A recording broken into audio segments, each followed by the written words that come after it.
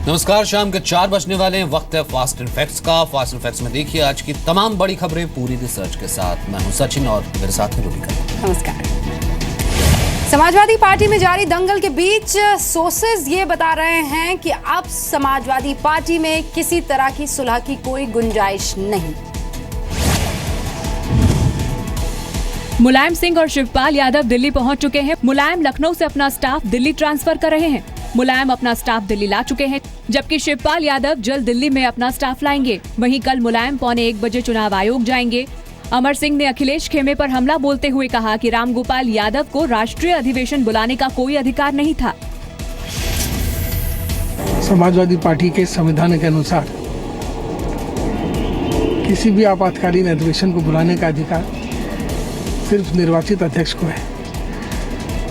इस तथ्य से कोई इनकार नहीं कर सकता कि निर्वाचित अध्यक्ष उस समय और आज भी समाजवादी पार्टी के साइकिल निशान के आदरणीय मुलायम सिंह जी, स्वयं भाई रामगोपाल जी इस तथ्य से इनकार नहीं कर सकते। राज्यसभा सांसद नरेश अग्रवाल ने फिर साफ किया कि अखिलेश यादव ही उनके अध्यक्ष हैं। अखिलेश यादव पार्टी के अध्यक्ष हैं और नेताजी के आशीर्वाद से हम लोग चुनाव लड़ेंगे। हम लोगों तो कभी विवाद का बात नहीं, कुछ लोग विवाद पैदा करने का प्रयास कर रहे हैं, हम उसको सफल नहीं होने देंगे। टीम अखिलेश की ओर से रामगोपाल यादव कल शाम चुनाव आयोग से मिले। रामगोपाल ने चुनाव आयोग को 1.5 लाख से ज्यादा पन्नों का दस्तावेज सौंपा। रामगोपाल ने समाजवादी पार्टी के 5,731 पदाधिकारियों में से 4,716 पदाधिकारियों का समर्थन का पत्र सौंपा। अखिलेश को पार्टी के 90% पदाधिकारियों का समर्थन। चुनाव आयोग साइकिल चुनाव चिन्ह पर फैसला 9 तारीख को करेगा। दिल्ली में आज शाम 6 बजे मुलायम सिंह यादव प्रेस कॉन्फ्रेंस करने वाले हैं। यूपी में चुनावी सरगर्मी काफी तेज हो गई है। बीएसपी ने आज फिर अपने प्रत्याशियों की लिस्ट जारी की है। बीएसपी की तरफ से 101 उम्मीदवारों की लिस्ट जारी की गई। अब तक बीएसपी ने 401 उम्मीदवारों की लिस्ट जारी कर दी है। अब सिर्फ 2 उम्मीदवारों के नाम तय होने बाकी है। दूसरी तरफ मायावती ने लखनऊ में आज सभी विधानसभा प्रभारियों के साथ बैठक भी की।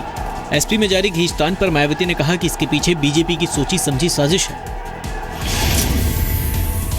बीजेपी द्वारा अंदर सपा के एक खेमे के मुखिया अखिलेश व इनके गुरु श्री रामगोपाल यादव को हाथ में करके इनको कांग्रेस के साथ मिलकर चुनाव लड़ाने की चल रही साजिश का भी पर्दाफाश करने। ऐसी स्थिति में प्रदेश की जनता को इन दोनों खेमों को अपना वोट देकर कतई भी खराब नहीं करना है। बीएसपी ने यूपी विधानसभा चुनाव में सामान्य वर्ग के 117 उम्मीदवारों को टिकट दिया है। सामान्य वर्ग की लिस्ट में 66 ब्राह्मण, 36 क्षत्रिय और 11 कायस्थ उम्मीदवार हैं। बीएसपी की लिस्ट में 85 सुरक्षित सीटों के अलावा 2 और सीटों पर दलित उम्मीदवार बनाया है। 94 मुस्लिम उम्मीदवारों को भी बीएसपी की लिस्ट में जगह मिली है।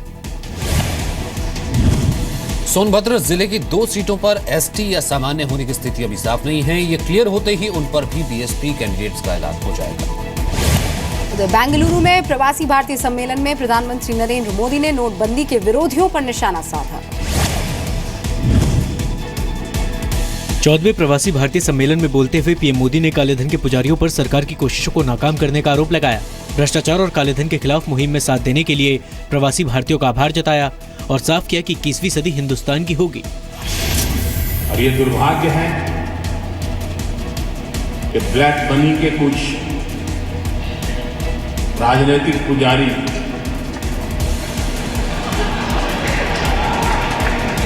हमारे प्रयासों को जनता के विरोधी दर्शाते हैं। भारत सरकार की नीतियों का जो समर्थन प्रवासी भारतीयों ने किया है, उसके लिए मैं आपका अभिनंदन करता हूं, आपका साधुवाद करता हूं। आज भारत एक नई प्रगतिशील दिशा की ओर अग्रसर है। ऐसी प्रगति जो न केवल आर्थिक है अपितु सामाजिक, राजनैतिक और शासकीय भी है।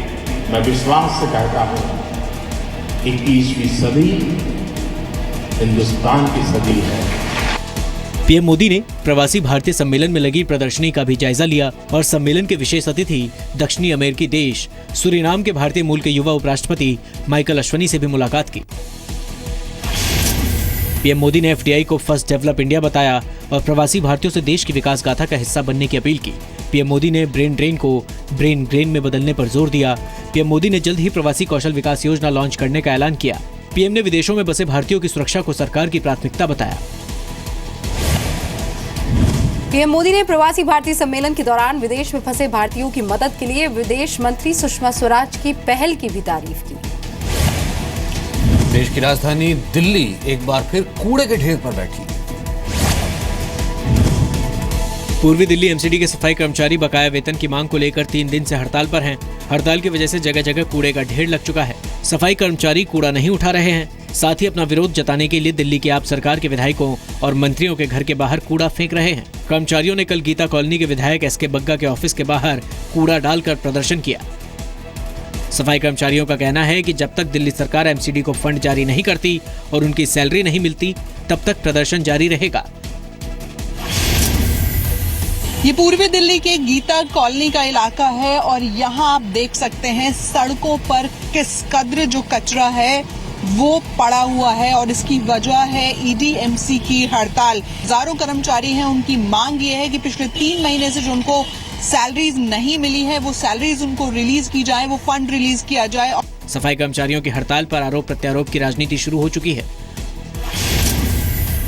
देखिए, जब तक नगर निगम में बीजेपी रहेगी, नगर निगम का यही हाल रहेगा, दिल्ली का यही हाल रहने वाला है, क्योंकि दिल्ली सरकार पिछली सरकारों के मुकाबले सबसे ज्यादा पैसा नगर निगम को दे रही है। उसके बावजूद नगर निगम वाले पता नहीं इसको कहाँ चट कर जा रहे हैं।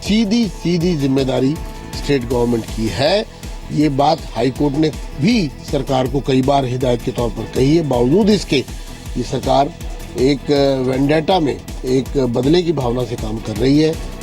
कूड़ा का ढेर लगने से दिल्ली के लोग परेशान हैं। दिल्ली के लोगों का कहना है कि 2 पार्टियों की राजनीति के चक्कर में दिल्ली वाले पिस रहे हैं।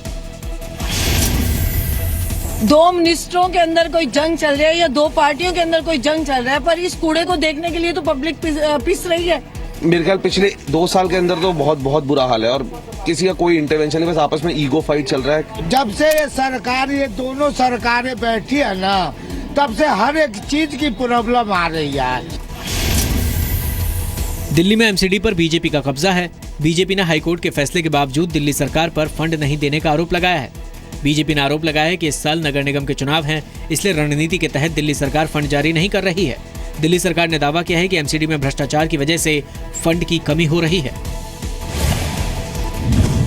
विवाद बढ़ता देख दिल्ली सरकार ने जल्द ही एमसीडी कर्मचारियों के बकाया वेतन के लिए फंड जारी करने का भरोसा दिया है। यूपी में वैश्य समाज की तरफ से आयोजित एक कार्यक्रम में राज्यसभा सांसद डॉक्टर सुभाष चंद्रा ने शिरकत की।